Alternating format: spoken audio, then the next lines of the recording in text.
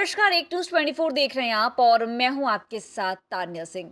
देखिए, उत्तर प्रदेश के मुख्यमंत्री योगी आदित्यनाथ ने रविवार को कहा कि ऑपरेशन सिंदूर के दौरान ब्रह्मोस मिसाइल के पराक्रम की झलक देखने को मिली थी और अगर यह काफी नहीं है तो पाकिस्तानियों से उसके बारे में पूछना चाहिए।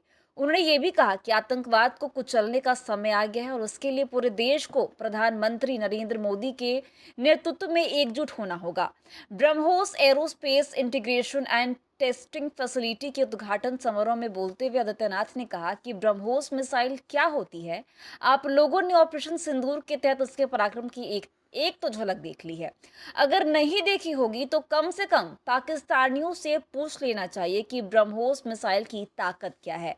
योगी ने कहा कि प्रधानमंत्री नरेंद्र मोदी ने घोषणा की है कि किसी भी आतंकवादी घटना को अब युद्ध माना जाएगा। आतंकवाद को जब तक हम पूरी तरह कुचलेंगे नहीं तब तक समस्या का समाधान होगा नहीं। इसे कुचलने का समय आ गया और उसके लिए पूरे भारत को एक स्वर में मोदी के नेतृत्व में एकजुट होना होगा। योगी ने कहा कि आतंकवाद एक कुत्ते के दुम की तरह है जिसे कभी सीधा नहीं किया जा सकता। उन्होंने कहा यह प्यार की भाषा मानने वाला नहीं है, उनको उसी भाषा में जवाब देने के लिए तैयार होना होगा और भारत ने ऑपरेशन सिंदूर के माध्यम से दुनिया को एक संदेश दे दिया है।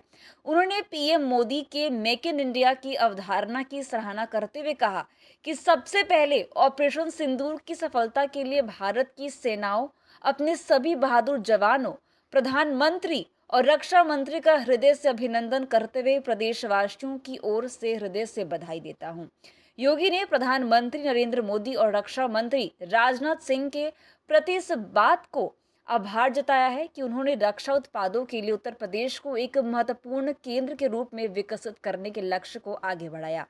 योगी ने कहा कि 2018 में जब उत्तर प्रदेश ने अपना पहला निवेश सम्मेलन लखनऊ में आयोजित किया था, तब केंद्रीय बजट में 2 डिफेंस कॉरिडोर की घोषणा हुई। प्रधानमंत्री जी ने लखनऊ में एक कॉरिडोर की घोषणा की। उत्तर प्रदेश में 6 नोड लखनऊ, कानपुर, अलीगढ़, आगरा, झांसी और चित्रकूट में तय किए गए। उन्होंने कहा कि 2019 में केंद्र में पुनः सरकार बनने के बाद रक्षा मंत्री के तौर पर राजनाथ सिंह ने पहली बार लखनऊ में डिफेंस एक्सपो आयोजित किया और उन्होंने कहा था कि लखनऊ में ब्रह्मोस मिसाइल बनाने के बड़े कार्यक्रम को आगे बढ़ाएंगे। ब्रह्मोस मिसाइल के लिए राज्य सरकार ने 200 एकड़ का क्षेत्र उपलब्ध कराया और अब उत्पादन का कार्यक्रम प्रारंभ हो रहा है। वहीं योगी ने रक्षा मंत्री एवं क्षेत्रीय सांसद राजनाथ सिंह के प्रयासों की भी प्रशंसा की। समारोह को राज्य के उप मुख्यमंत्री केशव प्रसाद मौर्य व ब्रजेश पाठक, क्षेत्रीय विधायक राजवेश्वर सिंह समेत कई प्रमुख लोगों ने संबोधित किया।